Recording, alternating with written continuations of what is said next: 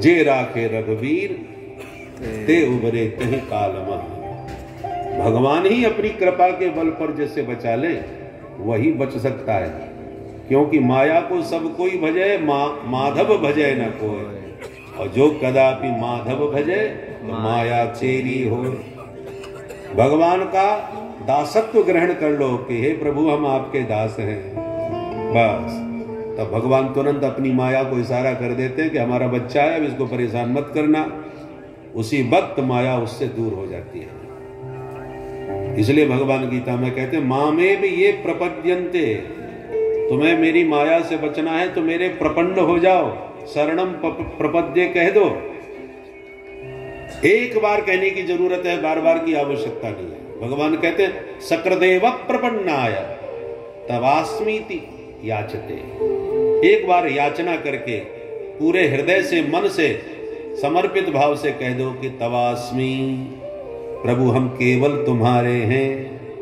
तो फिर आप क्या करेंगे? अभयम सर्वभूतेभ्यो ददामि, सर्वभूतेभ्यो अभयम ददामि एतद मम व्रतम। ये मेरी प्रतिज्ञा है, तुम यदि मेरे हो गए तो मैं सब प्रकार के तुम्हें मुक्त कर दूंगा। क्या माया ही नहीं, माया का तो भय है ही है, अन्य भी जितने प्रकार के संसार में भय हैं उन समस्त भयों से मुक्त करके मैं तुम्हें अभय पद प्रदान कर दूंगा। और करूंगा तभी जब शरण में आओगे। एक बार तो कहना पड़ेगा। बोलो राधे राधे। इसलिए भगवान की माया ने हमको इतना नचाया है, विपरीत ज्ञान कराया है कि जहां दुखालय संसार है हमें उसमें सुख नजर आता है, और जो आनंद सिंधु सुख राशि हैं वो हमें फालतू नजर आते हैं। अब जिनको सही ज्ञान हो गया, जो भगवान के दास बन गए, वो तो आनंद पूर्वक कहते हैं मधुराधिपते रखिलम मधुरम। हमारे प्रभु बड़े मधुर हैं, बड़े मीठे हैं, राम नाम अति मीठा है। उन्हें नाम में भी मिठास आती है, रूप में भी मिठास है, धाम में भी मिठास है। नाम रूप लीला धाम सब उनको मधुर मधुर लगने लगते हैं, क्योंकि स्वस्थ हो गए हैं। और हम हैं अस्वस्थ। अस्वस्थ व्यक्ति का स्वाद सब बिगड़ जाता है, उसको पानी भी कड़वा कड़वा लगता है, मिठाई उसको मिश्री भी कड़वी लगने लगती है। जिसका पित्त बिगड़ा हुआ हो उसको मिश्री खिलाओ तो रोग का कारण उसको मिश्री कड़वी लगने लगेगी। परंतु